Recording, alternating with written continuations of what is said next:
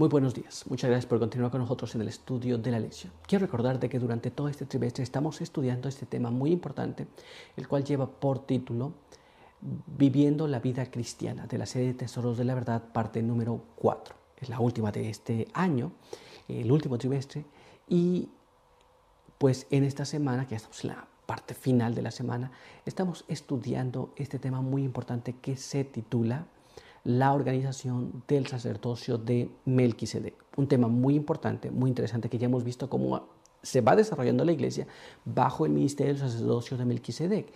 Pero antes de continuar, quiero que recordemos juntos el texto que estamos aprendiendo, así que vamos a la palabra de Dios y vamos a leer el texto que se encuentra allá en 1 de Juan, capítulo 3, verso número 2, y nos dice así: Amados, ahora somos hijos de Dios y aún no se ha manifestado lo que hemos de ser. Pero sabemos que cuando Él se manifieste, seremos semejantes a Él porque le veremos tal como Él es. Con este pensamiento quiero invitarte para que juntos podamos tener una oración. Acompáñame. Padre eterno, que está en los cielos, santo y bendito sea su nombre. En esta mañana estamos muy agradecidos por permitirnos encontrar a través de este espacio para juntos compartir el estudio de su palabra. Queremos pedir que nos pueda dirigir, que nos pueda ayudar en todo, su buen espíritu pueda estar en medio de nosotros y que al aprender su voluntad podamos vivir en ella. Guárdenos ahora en el nombre de Jesús. Amén. Vamos al apartado para el día de hoy. Y el apartado para el día de hoy lleva por título Dones principales en la iglesia. Y nuestra primera pregunta nos dice así: ¿cómo debemos tratarnos unos a otros independientemente de los dones que poseamos? Y nombra algunos dones mencionados en primer lugar. Esto es, habrá personas, habrá individuos, habrá hermanos que tienen más dones o dones que pueden verse más. Pero independientemente del don que tú tengas o que yo pueda tener, ¿cómo debemos tratarnos unos a otros? Y vamos a ver cuáles son los dones que están en el primer lugar, o vamos a decir que sean más trascendentes, no más importantes porque todos son importantes, pero más trascendentes. Entonces vamos a tratar de investigar esto en la palabra de Dios. Acompáñame a leer lo que está escrito aquí en el libro de Romanos, capítulo 12, verso 10. Mira lo que dice allí: Amaos unos a otros con afecto fraternal. En cuanto a la honra, dad preferencia a los otros. Según la palabra de Dios, dice que tú y yo debemos amarnos con amor fraternal. Esto es amor entre los hermanos en Cristo Jesús. Muy bien, con esa clase de amor debemos amarnos. En cuanto a la honra, esto es, si alguien tiene un don, puede ser que otro tenga un don que se muestre más, que se vea más, pero dice, en cuanto a la honra, dad preferencia a los otros. Muy bien. Esto es, no es de pensar que el don que tú tienes es el que debe ser prominente o el que debe de manifestarse más. Dale oportunidad al otro. No importa que tal vez alguno pueda hacer una cosa mejor o el otro pueda hacer otra cosa mejor. Siempre tienes que dar preferencia al otro en relación a estas cosas. Muy bien. Si el otro quiere, hay que darle. Muy bien. Pero ¿qué más nos dice la palabra de Dios? Bueno, vamos a ver ahora lo que está escrito en este siguiente párrafo, que se encuentra en 1 Corintios, capítulo 12, y allí vamos a leer los versos 28 al 30 y después vamos a leer el verso número 11. Leamos cómo nos dice así: Así los puso Dios en la iglesia, primero apóstoles, segundo profetas, tercero maestros, después operadores de milagros, después dones de sanidad, los que ayudan, los que administran, los que tienen don de lenguas. ¿Son todos apóstoles? ¿Son todos profetas? ¿Todos maestros? ¿Operan todos milagros? ¿Tienen todos don de sanidad? ¿Hablan todos lenguas? ¿Interpretan todos?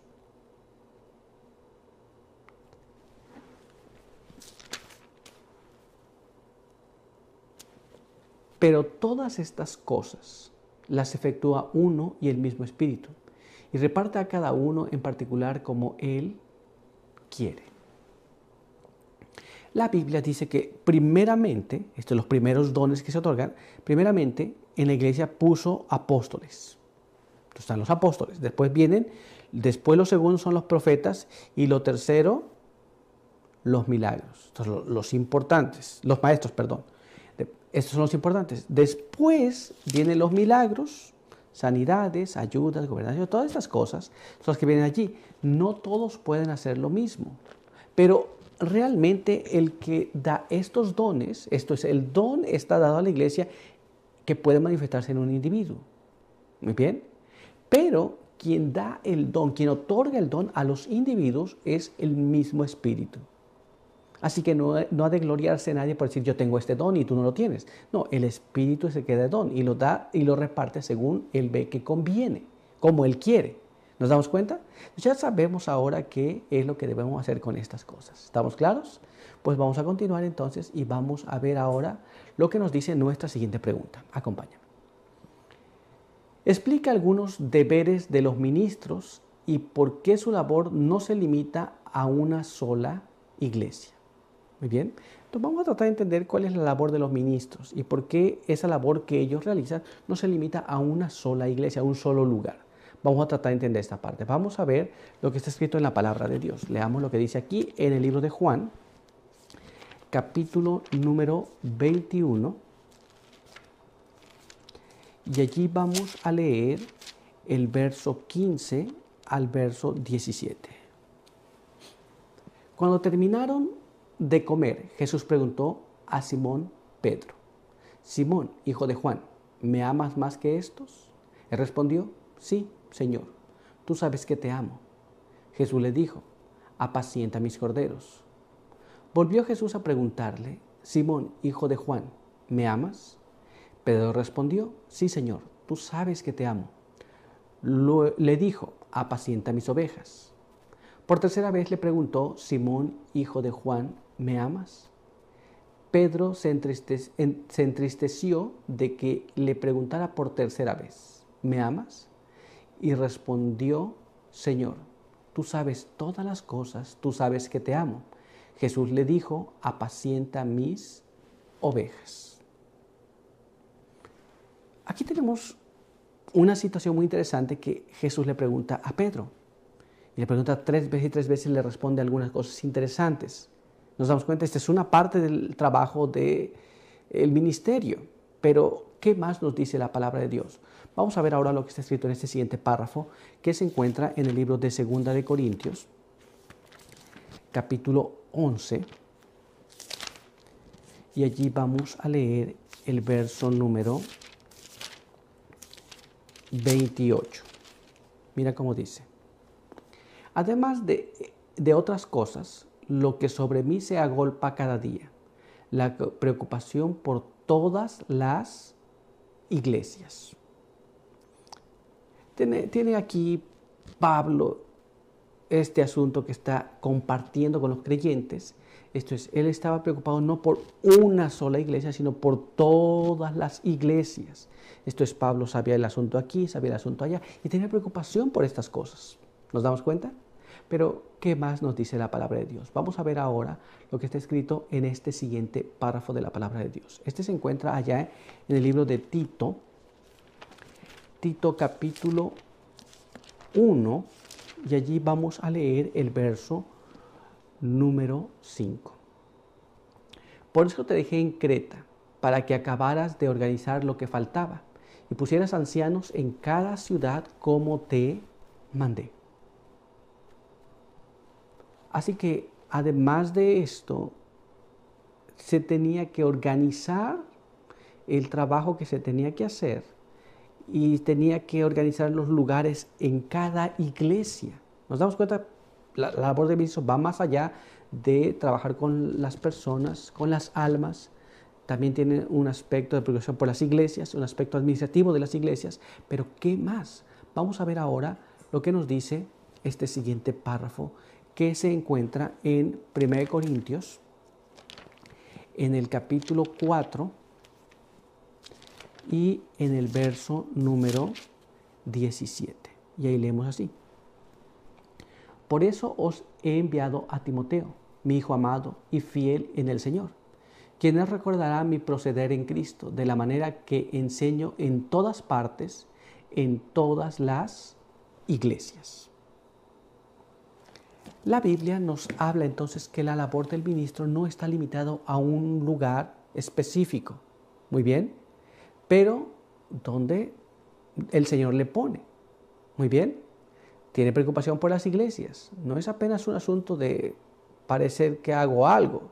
Esto es, si hay alguna cosa especial que el Señor te está llamando a hacer, hay que hacerlo. Pero vamos a ver cómo nos explica esto la pluma inspirada. Y para ello vamos nosotros a leer este siguiente párrafo que se encuentra allá en The Review and Herald, que fue escrito el 24 de julio de 1883. Y nos dice así: los ministros más antiguos deben tener cuidado de no dar a entender a los jóvenes, por precepto o por ejemplo, que la labor de los obreros en el campo consiste en predicar.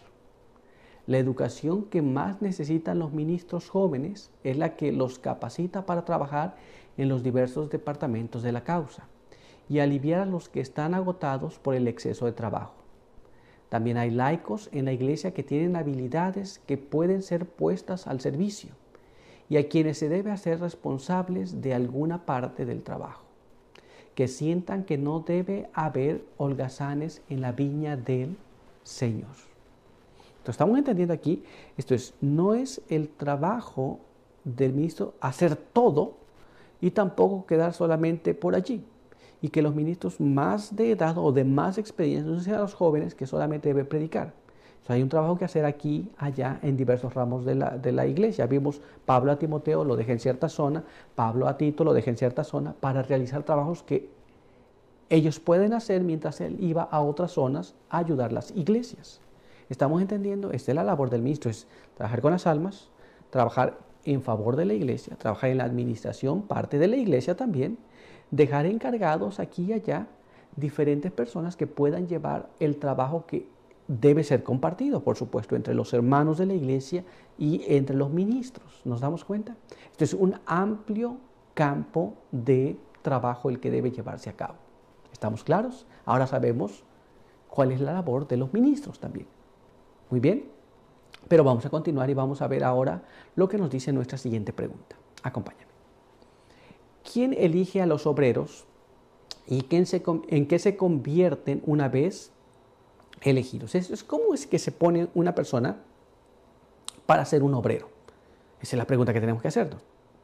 ¿Y qué llegan a ser una vez que ellos son elegidos como obreros? Entonces, tenemos que entender esta parte. Porque no puedo decir yo nada más, yo soy obrero y ya está. ¿Cómo se elige? ¿Y qué viene a ser? Vamos a tratar de entender esto, pero no vamos a poner nuestro pensamiento, lo que yo creo. Vamos a dejar que la misma Biblia nos explique este asunto. Así que acompáñame a leer este siguiente párrafo que se encuentra en 2 Corintios, en el capítulo 8, y allí vamos a leer los versos 16 al 19 y después el verso 23. Mira cómo dice allí. Gracias a Dios que puso en el corazón de Tito la misma solicitud por vosotros, pues no solo aceptó la invitación, sino también muy solícito de su voluntad partió para ir a vosotros. Con él enviamos al hermano que en todas las iglesias es alabado por su servicio en el Evangelio. Y no solo esto, sino que también fue elegido por las iglesias para acompañarnos a llevar esta donación, que administramos para gloria del mismo Señor y para mostrar vuestra buena voluntad. Tito es mi compañero y colaborador ante vosotros. Los demás hermanos son mensajeros de las iglesias. Gloria de Cristo. Notemos qué es lo que pasa. Colaborador con los apóstoles y también las iglesias lo eligieron. Muy bien. Entonces, ¿qué es lo que la Biblia nos habla en qué se convierte un obrero cuando es llamado por las iglesias? Se convierte en un mensajero en las iglesias para gloria de Cristo. ¿Nos damos cuenta? Esto es lo que la palabra de Dios nos dice. Esto es, no se elige un obrero nada más por elegir, las iglesias lo eligen y una vez que es elegido se convierte en un mensajero. ¿Estamos claros? Pero vamos a dejar que la pluma inspirada nos hable sobre estos asuntos también. Así que vamos a leer lo que está escrito en este siguiente párrafo. Acompáñame. Primeros Escritos, página 97, nos explica: hombres cuya vida no es santa y que no están preparados para enseñar la verdad presente, entran en el campo sin ser reconocidos por la iglesia o por los hermanos en general, y como resultado hay confusión y desunión. Esto es, cuando no se está preparado, cuando la iglesia no los envía, crea confusión. Por eso que la iglesia tiene que elegir los obreros, y una vez que se eligen los obreros, vienen a ser mensajeros para la gloria del Señor. Muy bien, pues vamos a continuar con nuestro estudio y lleva por título ordenación. Y nuestra primera pregunta nos dice así: ¿cuál es la función de los ancianos y cómo debemos tratarlos? Esto es, ¿qué función tienen los ancianos en la iglesia? Y ¿cómo debemos tratar a ellos? Bueno, vamos a tratar de entender esto. ¿Para qué funcionan? ¿Y cuál es el trato que se les debe dar? Vamos a ver. Vamos a ir a la palabra de Dios para ver lo que nos dice allí y vamos a leer lo que está escrito allá en el libro de Hechos, en el capítulo 20 y en el verso número 28. Y leemos así: mirad por vosotros y por todo el rebaño en medio del cual el Espíritu Santo os ha puesto por obispos, para apacentar la iglesia del Señor que Él ganó con su propia sangre. La palabra de Dios nos dice que entonces los ancianos o los obispos son para apacentar la iglesia de Dios. Ellos están allí para cuidar de ellos. Muy bien, esa es una cosa. Pero ¿qué más nos dice la palabra de Dios? Vamos a ver ahora lo que está escrito en este siguiente párrafo, que se encuentra allá en el libro de 1 de Pedro, capítulo 5, y allí vamos a leer el verso del 1 hasta el verso 5. Y dice así: ruego a los ancianos que están entre vosotros, y también anciano con ellos, testigo de las aflicciones de Cristo, y también participante de la gloria que ha de ser revelada. Apacentad la grey de Dios que está entre vosotros, cuida de ella, no por la fuerza, sino voluntariamente, no por ganancia deshonesta, sino con ánimo pronto, no dominando las heredades del Señor, sino siendo dechados de la grey. Y cuando aparezca el príncipe de los pastores, recibiréis la corona inmarcesible de gloria. Igualmente, jóvenes, estad sujetos a los ancianos, y todos sumisos unos a otros, revestidos de humildad, porque Dios resiste a los soberbios y da gracia a los humildes. Así que los ancianos en la iglesia están puestos allí para apacentar, para ayudar, para cuidar de la iglesia, muy bien. Y parte del trato que se le debe dar es sujetarse a ellos, muy bien. Pero ¿qué más nos dice la Biblia? Vamos a ver ahora lo que está escrito en este siguiente párrafo. Este se encuentra en el libro de Santiago, capítulo 5, en el verso número 14. Y dice de esta manera: ¿está algún enfermo entre vosotros? Llame a los ancianos de la iglesia y oren por él, ungiéndole con aceite en el nombre del Señor. Otra de las funciones de los ancianos es cuidar de aquellos que están enfermos. Muy bien, no apenas en el aspecto espiritual, pero también en el aspecto físico. Así que si alguno está enfermo, dice, llame a los ancianos. Muy bien, ¿qué más nos dice la palabra de Dios? Vamos a ver ahora lo que está escrito en este siguiente párrafo. Este se encuentra allá en el libro de Hebreos, en el capítulo 13, y el verso 17 y el verso 18. Dice así: obedeced a vuestros dirigentes y sujetaos a ellos, porque ellos velan por vosotros, como quienes han de dar cuenta, para que su obra sea con alegría y no gimiendo, porque esto no os sería útil. Orad por nosotros, pues confiamos que tenemos buena conciencia y deseamos conducirnos bien en todo. La Biblia nos dice entonces que debemos sujetarnos a los ancianos de la iglesia, puestos por la iglesia, por supuesto. Y también la Biblia nos dice que no debemos oprimirlos, pero debemos orar por ellos. Muy bien. También la Biblia nos dice que ellos cuidan de la iglesia, cuidan de los hermanos, si alguno está en dificultad, Muy bien. Así que ahora sabemos para qué están allí y sabemos cuál es el trato que debemos de darles también. Muy bien.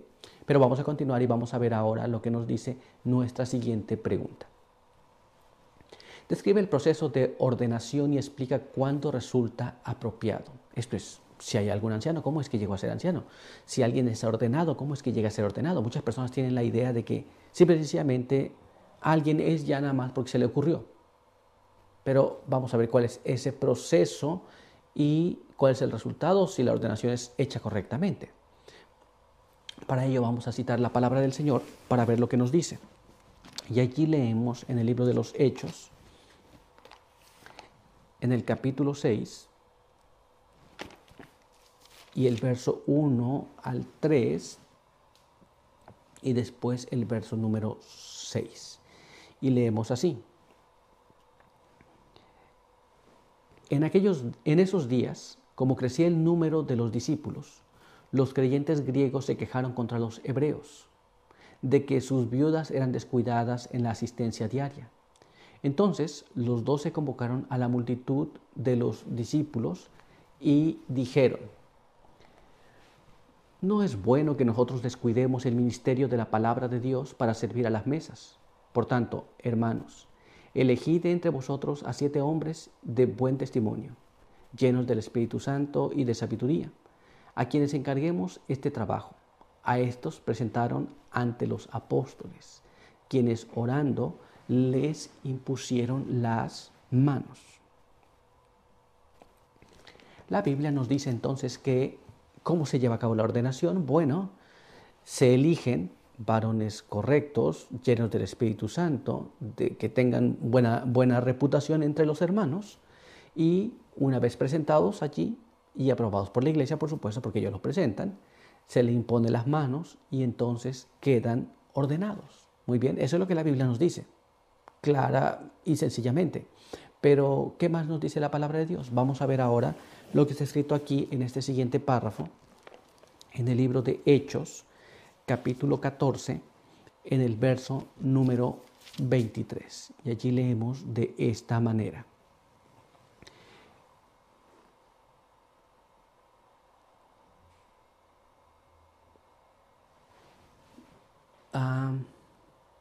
Pablo y Bernabé nombraron ancianos en cada iglesia y habiendo orado con ayuno, les encomendaron al Señor en quien habían creído. Muy bien. Entonces la Biblia nos dice que fueron ordenados y ayunaron, oraron y después le encomendaron al Señor este asunto. Muy bien. Estamos entendiendo cómo es el proceso de ordenación, nada más porque yo pienso que puedo, pienso que quiero, yo voy a hacer. No, la iglesia tiene una parte fundamental que hacer en esta parte. Muy bien, pero ¿qué más? Vamos a ver ahora lo que nos dice este siguiente párrafo. Este se encuentra ya en 1 Timoteo, capítulo 4, en el verso número 14. Y nos dice así: no descuides el don que está en ti, que te es dado por profecía, con la imposición de las manos del presbítero.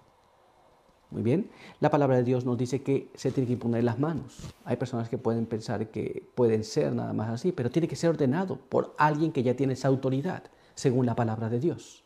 Muy bien, pero todavía hay más información en la palabra del Señor que tenemos nosotros que entender, así que vamos a leer este siguiente párrafo.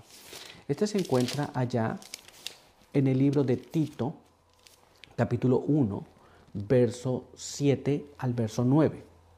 Y nos da las pautas a seguir. Y dice así: siendo que el obispo se le confía la obra del Dios, debe ser irreprensible, no soberbio, ni iracundo, ni dado al vino, ni heridor, ni codicioso de ganancias deshonestas, sino hospedador, amante de lo bueno, templado, justo, santo, dueño de sí mismo, retenedor de la fiel palabra que le fue enseñada, para que también pueda exhortar con sana enseñanza y refutar a los que contradicen.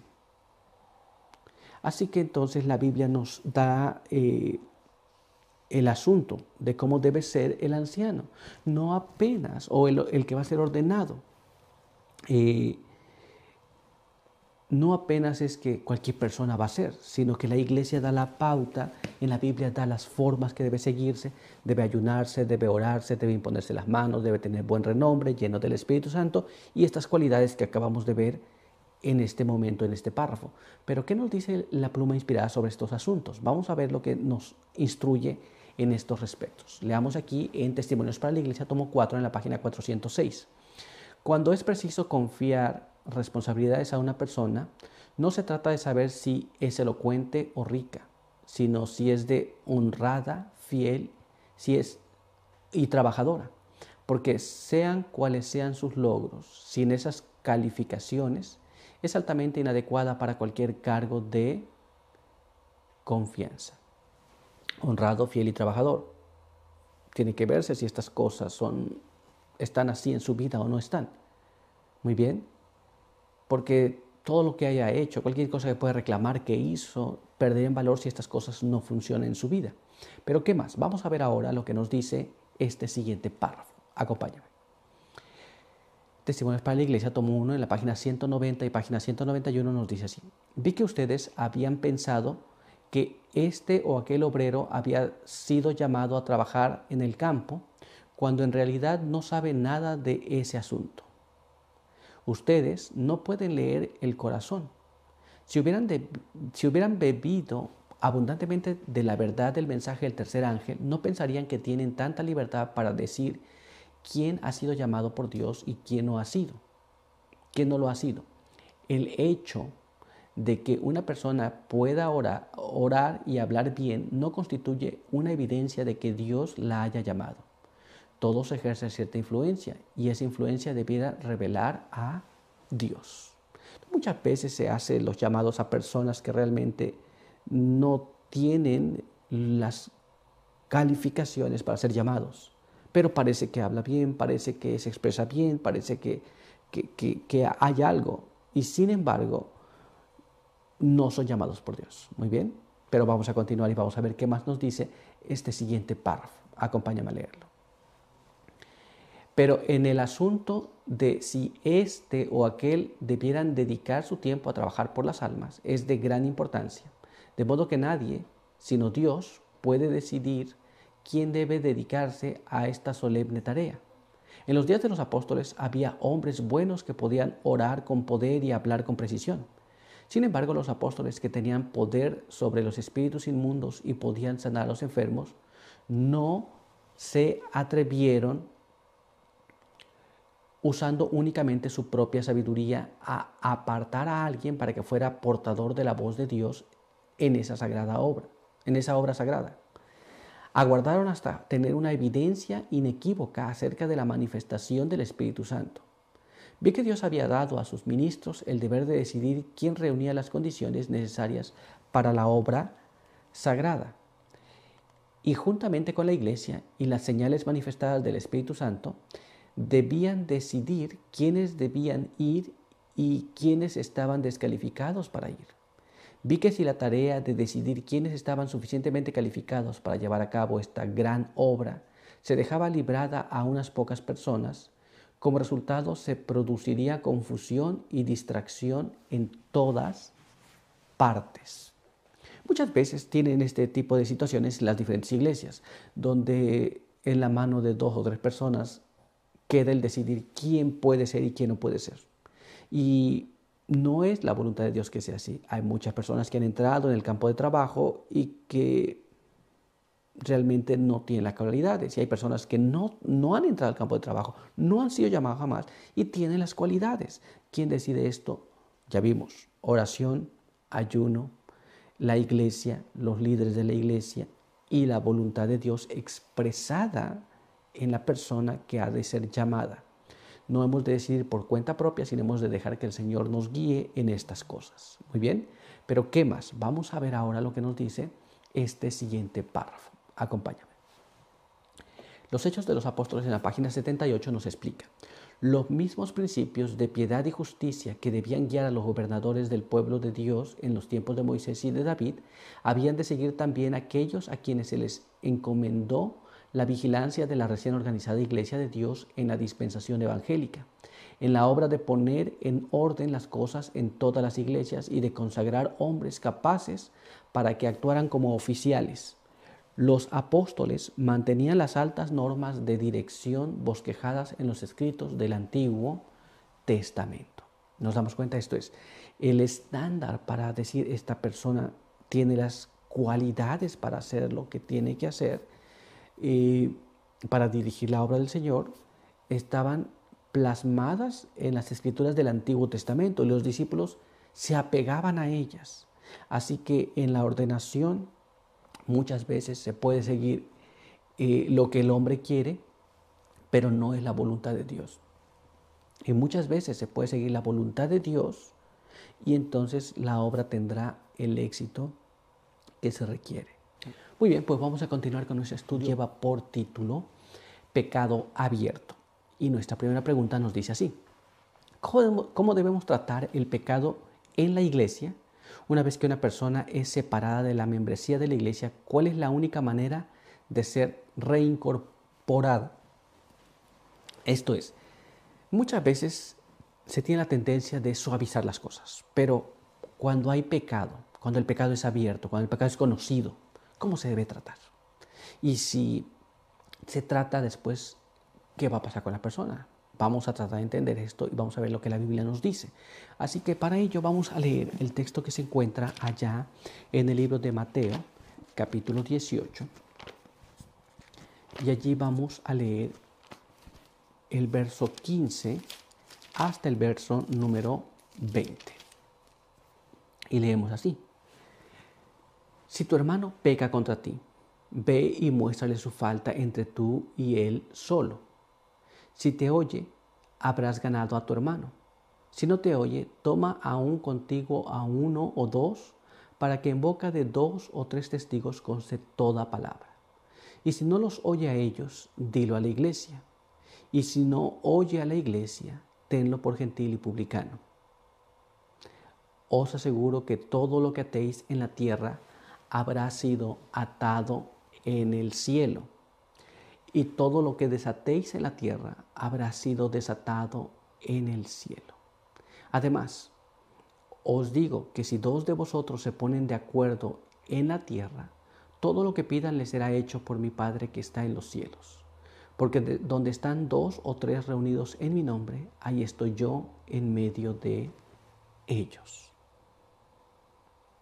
La Biblia nos dice que cómo se trata con el pecado abierto. Bueno, se va y se arregla con la persona con quien haya cometido el problema. Esto es, un problema se comete entre 2 y se habla con la persona. Si la persona entiende, cambia, el hermano o la hermana cambia, bueno, ahí se acabó todo. Si no, entonces se lleva a alguien más para que le escuche. Y si no quiere escuchar, entonces se lo lleva a la iglesia.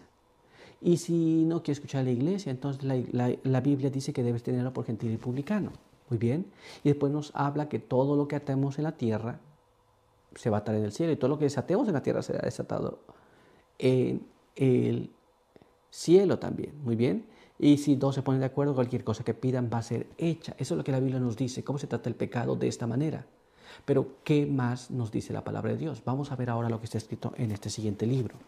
Este se encuentra allá en el libro de Santiago, capítulo 5, verso 19 y verso 20. Y leemos allí de esta manera: hermanos, si alguno de vosotros se desvía de la verdad y otro le ayuda a volver, sabed que quien convierte a un pecador del error de su camino, lo salvará de la muerte y cubrirá multitud de pecados. La Biblia nos dice entonces que alguien tiene que ir por él. Muy bien, si alguien erró del camino, si alguien está mal en el camino, el que le ayude a volver habrá salvado de la muerte un alma, habrá salvado de la muerte a aquel que estaba mal y va a cubrir multitud de pecados. ¿Nos damos cuenta? Pero aún la Biblia tiene algo que decirnos, así que vamos a ver ahora lo que está escrito en este siguiente párrafo. Este se encuentra allá en el libro de los Hechos, en el capítulo 2 y el verso número 38. Y ahí leemos así: Pedro contestó: arrepentíos y sed bautizados cada uno de vosotros en el nombre de Jesucristo para perdón de vuestros pecados y recibiréis el don del Espíritu Santo. La palabra de Dios nos dice entonces que el arrepentimiento tiene que venir, pero también tiene que venir el poder platicar las partes involucradas, tratando de arreglar la situación. Muy bien, pero ¿qué instrucción tiene la pluma inspirada para nosotros? Vamos a ver lo que nos dice este siguiente párrafo que se encuentra allá en Testimonios para la Iglesia, tomo 2, en la página 48 y página 49, el cual nos explica de esta manera. Usted ha defendido su actitud de hablar mal de su hermano o hermana o vecino delante de los demás antes de ir a hablar con ellos y de dar los pasos que Dios ha señalado definidamente que se deben dar. Ha dicho, pero si yo no hablé con nadie hasta que me sentía tan agobiada que no lo pude impedir. ¿Qué la agobiaba? ¿No era acaso el claro descuido de su propio deber, de un así dice Jehová? Usted cometió un pecado porque no fue a hablar con el ofensor para ventilar su falta entre usted y él solos. Esto es, aquí tenemos las recomendaciones de la palabra de Dios y las recomendaciones de la pluma inspirada. Esto es, si hay alguna falta, platiquémosla. Muy bien. Si después de haberla platicado no se arregló la situación, entonces puede llamar a algunos testigos. Si después de llamar a algunos testigos no se corrige, entonces puede decirlo a toda la iglesia. Eso es lo que tenemos como instrucción. Muy bien. Pero el tener un problema y no hablarlo con la persona y difundirlo con medio mundo es una situación que está fuera de lugar. No es la clase correcta de hacer. Muy bien, pero vamos a ver qué más nos dice. Vamos a ver ahora lo que está escrito en este siguiente párrafo. Si no lo hizo, si desobedeció a Dios, ¿cómo no se habría de sentir abrumada a menos que su corazón se hubiera endurecido, puesto que estaba pisoteando el mandamiento de Dios y en su corazón estaba aborreciendo a su hermano o vecino? ¿Y de qué modo trató de librarse de esa carga? Dios la reprende por su pecado de olvido al no hablar con su hermano acerca de su falta.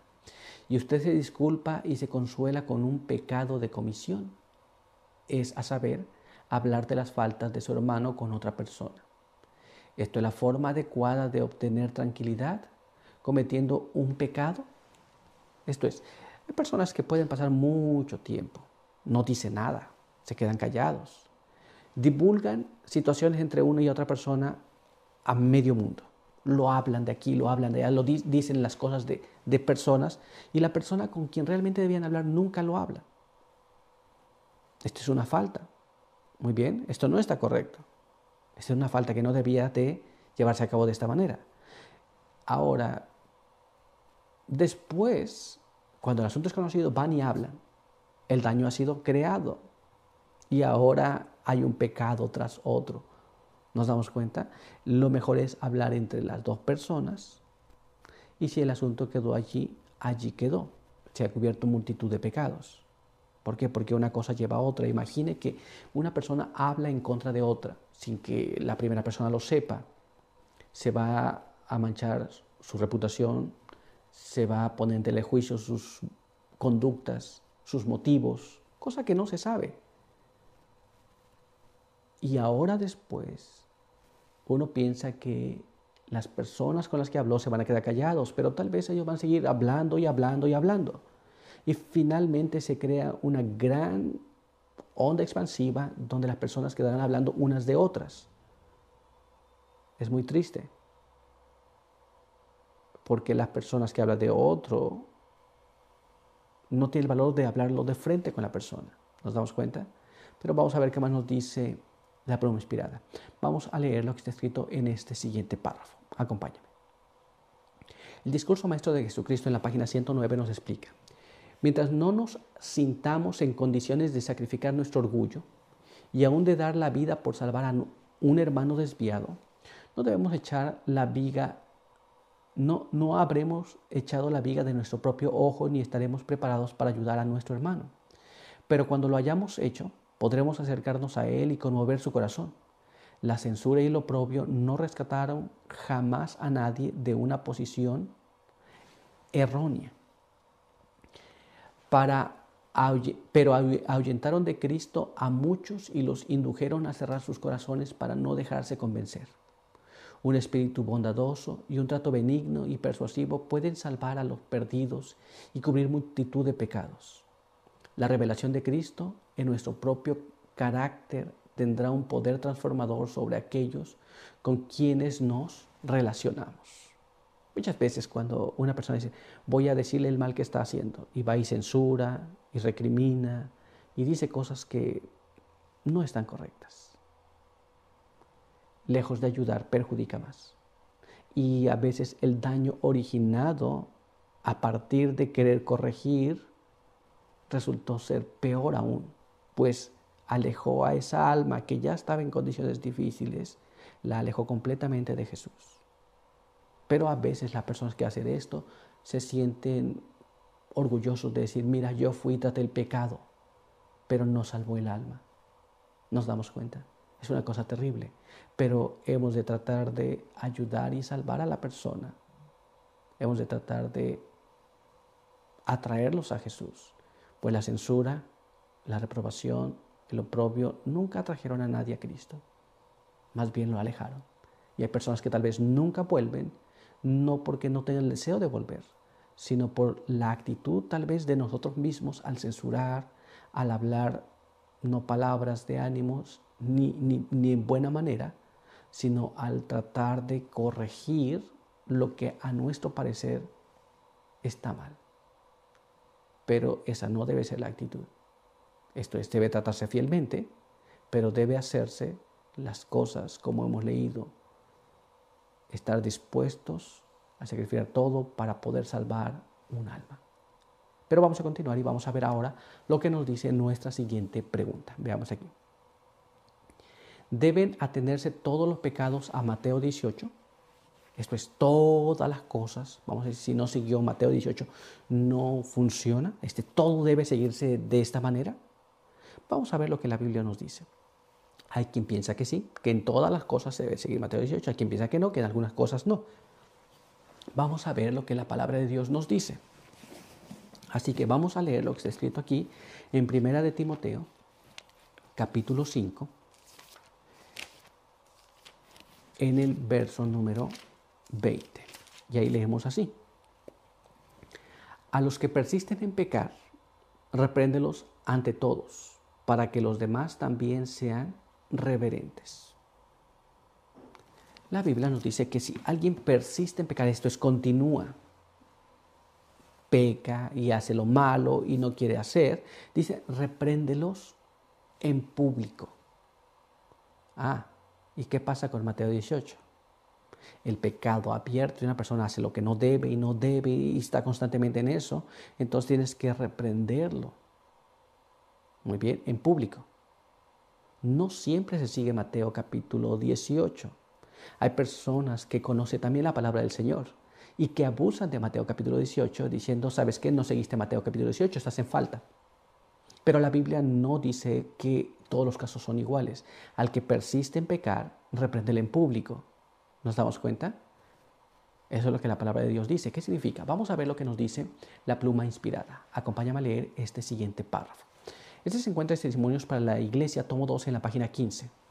El esposo de cierta hermana parecía no aceptar el hecho de que yo hubiera presentado las faltas de su esposa delante de toda la iglesia, y afirmó que si la hermana White hubiera seguido las instrucciones del Señor que aparecen en Mateo 18, del 15 al 17, en ese caso no se hubiera sentido herido. Mi esposo entonces afirmó que él entendía que estas palabras de nuestro Señor se referían a casos de ofensas personales y no se podían aplicar a nuestra hermana. Ella no había pecado contra la hermana White. Por el contrario, lo que había merecido reprensión pública eran faltas que tenían estado público y que amenazaban la prosperidad de la iglesia y la causa. Aquí tenemos el asunto muy claro. Esto es, cuando las faltas son públicas, cuando el asunto es conocido por todos, no podemos seguir Mateo capítulo 18, tiene que reprenderse. Muy bien.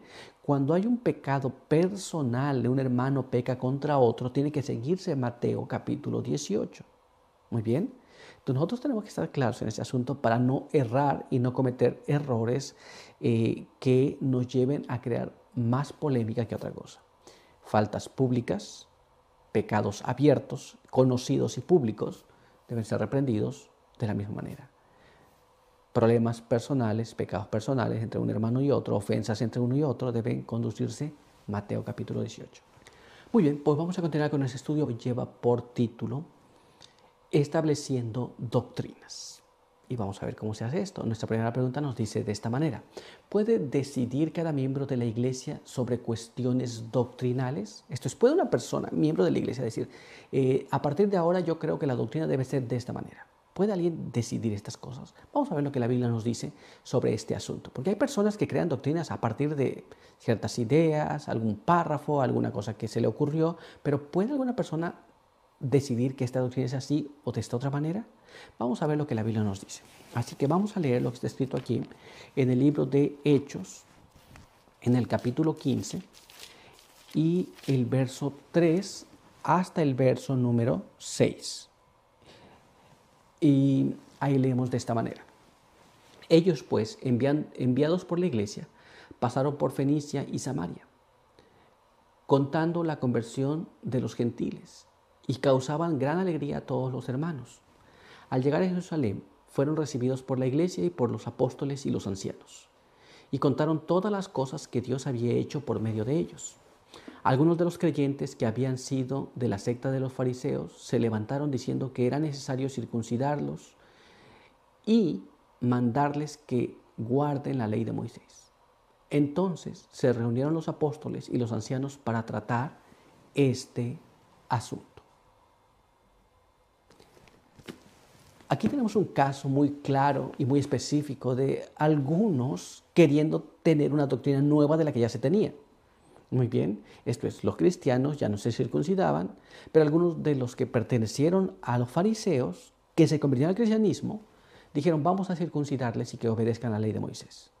Y bueno, se tuvieron que juntar todos los ancianos y los apóstoles para ver si esto sería de esta manera o no.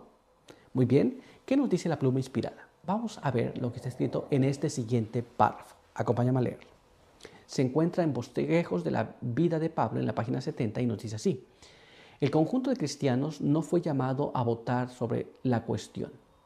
Los apóstoles y los ancianos, hombres influyentes y con criterio, redactaron y emitieron el decreto que a partir de entonces fue generalmente aceptado por las iglesias cristianas. Esto es, en asuntos doctrinales no se llamó a todos, sino los ancianos y los apóstoles se juntaron para discutir el asunto. Y una vez que discutieron el asunto, llegaron a un acuerdo y lo distribuyeron a todas las iglesias. Y esto fue aceptado por las iglesias. Pero ¿qué más nos dice la pluma inspirada? Vamos a ver lo que ahora está escrito en este siguiente párrafo. Acompáñame a leerlo. Testimonios para la Iglesia, tomo 8, en la página 247 y la página 248 nos explica: cada miembro de la Iglesia tiene voz para elegir los dirigentes de ella. La Iglesia elige a los dirigentes de las asociaciones locales. Los delegados elegidos por las asociaciones locales eligen a los de las uniones. Y los delegados elegidos por las uniones eligen a los dirigentes de la asociación o conferencia general. Con este arreglo, toda asociación, institución, iglesia e individuo, sea directamente o por medio de sus representantes, tiene voz en la elección de los hombres que llevan las responsabilidades principales en la asociación o la conferencia general. Esta es la forma en cómo estamos organizados. Muy bien.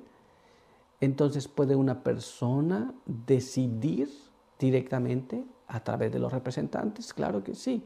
Pero una persona que diga: yo voy a partir de ahora voy a decir cómo se va a hacer, no funciona de esa manera. Muy bien. Pero vamos a continuar y vamos a ver ahora lo que nos dice nuestra siguiente pregunta. Acompáñame.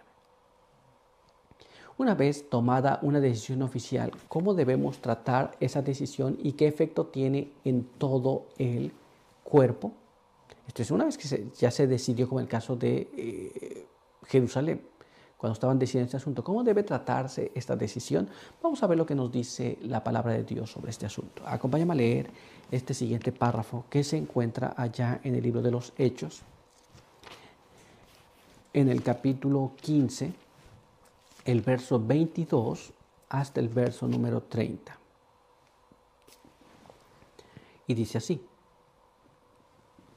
Entonces pareció bien a los apóstoles y a los ancianos con toda la iglesia elegir algunos hombres entre ellos, y enviaron a Antioquía con Pablo y Bernabé. Y eligieron a Judas, llamado Barsabás, y a Silas, que eran principales entre los hermanos.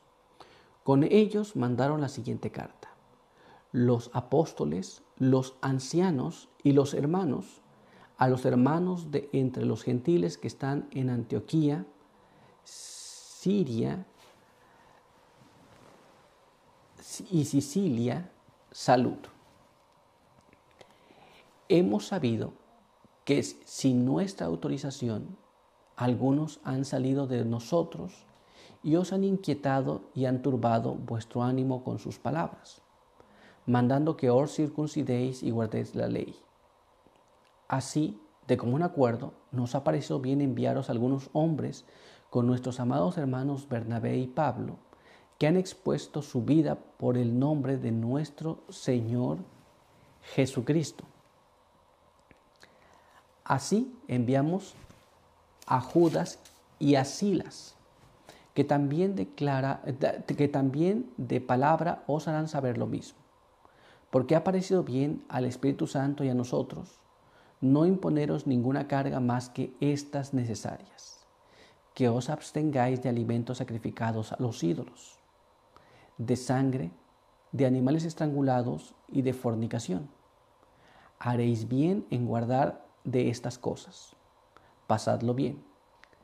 Así los que fueron enviados descendieron a Antioquía y, reuniendo a la multitud, les entregaron la carta. La Biblia nos dice que una vez que se toma el acuerdo, es enviado a las iglesias, y las iglesias ahora van a recibir esta carta. Pero ya vemos cómo fue, no cada uno tuvo que decidir el asunto, sino los dirigentes. Ahora vamos a ver qué más nos dice la palabra de Dios. Y para ello vamos a leer este siguiente párrafo. Este se encuentra ya en Hechos de los Apóstoles, capítulo 16, verso 4 y verso 5. Y nos dice así: Al pasar por las ciudades, entregaban a los hermanos para que las guardasen, las decisiones tomadas por los apóstoles y los ancianos de Jerusalén. Así, las iglesias eran confirmadas en la fe y aumentaban en número cada día. Así que la palabra de Dios nos dice que una vez tomada la decisión, es enviada, y las iglesias eran confirmadas, las iglesias aceptaban estas nuevas formas que la iglesia estaba obteniendo en relación a que la dificultad que había salido sobre circuncidarse o no. Y las iglesias cristianas dijeron: no vamos a circuncidar, sino vamos a hacer apenas estas cosas. Y las iglesias aceptaron, fueron confirmados, y aumentaba el número de la iglesia cada día. Así que ahí lo tenemos muy claro. ¿Qué se hace con estas cosas? Sencillamente se implementan rápidamente. ¿Nos damos cuenta? Pues bien, vamos a continuar y vamos a ver ahora lo que nos dice nuestra siguiente pregunta. Acompáñame. ¿Qué sucede si miembros individuales u obreros rechazan tales decisiones? Siempre va a haber estas situaciones donde va a decir algunos: no, yo no estoy de acuerdo, no voy a seguir estas cosas porque no me parece que es correcto.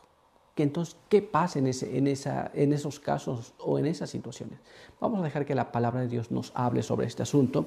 Así que vamos a ver lo que está escrito en este siguiente párrafo, que se encuentra en el libro de Mateo, capítulo 15, en el verso número 14. Dejadlos. Son ciegos, guías de ciegos. Y si un ciego guía a otro ciego, los dos caen en el hoyo. Así que si algún hermano, algún obrero, algún dirigente dice: sabe que yo no estoy de acuerdo, no voy a seguir esta normativa, tenemos que dejarlo. Son libres de no aceptar. Muy bien, no hemos de tratar de imponer sobre los demás nada. ¿Nos damos cuenta? Pero debemos de aceptar, y estamos en la libertad también de no aceptar. Pero la Biblia nos dice que el que no acepta la iglesia tiene que dejarlo. ¿Nos damos cuenta? ¿Qué más nos dice la palabra de Dios? Vamos a ver lo que está escrito ahora en el siguiente párrafo, que está en el libro de Apocalipsis, capítulo 2, y ahí está el verso 1 y verso 2. Escribe al ángel de la iglesia de Éfeso, el que tiene las 7 estrellas en su mano derecha y anda entre los 7 candelabros de oro, dice: conozco tus obras, tu trabajo, tu paciencia y que no puedes tolerar a los malos. Probaste a los que dicen ser apóstoles y no lo son y los hallaste mentirosos. Esto es cuando nosotros no seguimos las cosas, a veces parecemos reales, pero tal vez no lo somos. Y ahí viene la dificultad, ¿nos damos cuenta? Pero ¿qué más nos dice la palabra de Dios? Vamos a ver ahora lo que está escrito en este siguiente párrafo. Este se encuentra allá en el libro de Romanos, capítulo 16, en el verso número 17, y dice así: os ruego, hermanos, que os guardéis de los que causan división y tropiezos contra la doctrina que vosotros habéis aprendido y que os apartéis de ellos. Así que la palabra de Dios nos insta a que nosotros, una vez que tenemos la decisión tomada, si alguno causa divisiones sobre estos asuntos, debemos dejarlo y apartarnos de ellos. Eso es lo que la Biblia nos dice. ¿Nos damos cuenta? Pero vamos a ver lo que nos dice la pluma inspirada sobre este asunto. Así que vamos a leer este siguiente párrafo. Acompáñame a leerlo. Esto está en Testimonios para la Iglesia, tomo 5, en la página 272, y nos dice así: hay 1000 tentaciones disfrazadas y preparadas para aquellos que tienen la luz de la verdad. Y la única seguridad para cualquiera de nosotros consiste en no recibir ninguna nueva doctrina, ninguna nueva interpretación de las Escrituras, sin someterla primero a hermanos de experiencia, presentársela con un espíritu humilde y dispuesto a recibir enseñanza, y con ferviente oración. Y si ellos no la aceptan, ateneos a su juicio, porque en la multitud de consejeros hay seguridad. Esto es, cuando alguien tiene alguna doctrina nueva, ha de presentarse ante los hermanos de experiencia. No tratemos de forzar, no tratemos de imponer, sino hemos de presentarla ante los hermanos de influencia, según lo que estamos leyendo aquí. Pero ¿qué más nos dice la pluma inspirada? Vamos a ver ahora lo que está escrito en este siguiente párrafo. Acompáñame a leerlo. Testimonios para la Iglesia, tomo 5, página 272. Dios está conduciendo a un pueblo y no a unas cuantas personas separadas aquí y allá. Una que cree una cosa y otra que cree otra diferente. Los ángeles de Dios están efectuando la obra confiada a su cuidado. El tercer ángel va a la cabeza y está purificando a un pueblo, y éste deberá alcanzar con él en forma unida. Algunos toman la delantera a los ángeles que están guiando a su pueblo, pero tienen que desandar cada paso y seguir humildemente al mismo paso que los ángeles que guían. Esto es, Dios está guiando un pueblo. No guía a una persona aquí con su idea, otra persona allá con su idea, yo creo esto, yo creo aquello, sino Dios guía un pueblo. Hay quien se adelanta, pero tiene que frenarse un poco y seguir al tercer ángel que está llevando la obra adelante. Muy bien, pero ¿qué más? Vamos a ver ahora lo que nos dice este siguiente párrafo. Acompáñame a leerlo. Mira cómo dice. Este se encuentra en Testimonios para la Iglesia, tomo 5, página 272, y nos dice así: vi que los ángeles de Dios no conducirán a su pueblo con más rapidez de la que este pueblo recibirá las importantes verdades que se le comunican y llevarlas a la práctica. Pero algunas personas inquietas hacen su trabajo solo a medias. A medida que el ángel las guía, se apresuran en ir en busca de algo nuevo y avanzan sin dirección divina, y en esta forma acarrean confusión y discordia a las filas. No hay quien tiene siempre ideas nuevas que quiere presentar. Pareciera algo muy bueno, pero Dios solamente va a vertir más luz sobre su pueblo a medida que el pueblo acepte la luz y viva esa luz. Si esa luz no la vive, Dios no le va a mostrar más nada. Muy bien. Y cuando el pueblo no vive y no les muestra más luz, algunos se adelantan a supuestamente descubrir nueva luz, implementarla, y eso trae discordia y desunión entre el pueblo de Dios, lo cual no es correcto también. Así que ahora sabemos que solamente en la medida que vivamos las cosas que nosotros vamos sabiendo, es en la medida que nosotros vamos a recibir más luz. Muy bien, pues vamos a continuar con este estudio. Lleva por título el cuidado de Dios. Y nuestra primera pregunta nos dice así: ¿cómo ve Dios a su iglesia? Esto es, ¿cómo contempla Dios a su iglesia? Vamos a ver lo que la Biblia nos dice respecto a este asunto. Vamos a leer lo que está escrito aquí, en este siguiente párrafo, en Deuteronomio, capítulo 32, el verso 9 y el verso número 10. Y leemos allí así: porque su pueblo es la porción del Eterno, Jacob la herencia que le tocó. Lo halló en tierra desierta, en horrible soledad. Lo rodeó de cuidados, lo instruyó y lo guardó como la niña de sus ojos. Esto es, según la palabra de Dios, Dios ve a su iglesia como algo muy, muy preciado. Tanto como lo pone como la niña de sus ojos. Pero ¿qué más nos dice la palabra de Dios? Vamos a ver ahora lo que está escrito en este siguiente párrafo. Este se encuentra allá en el libro de Zacarías, en el capítulo 2 y el verso número 8. Y ahí leemos así: porque así dice el Eterno, Todopoderoso, después de la gloria me envió a las naciones que os despojaron, porque el que os toca, toca a la niña de su ojo. La Biblia nos dice que Dios tiene mucho cuidado de su iglesia. Muy bien, como la niña del ojo. Nadie puede tocar a la iglesia. Muy bien, la iglesia de Dios, por supuesto.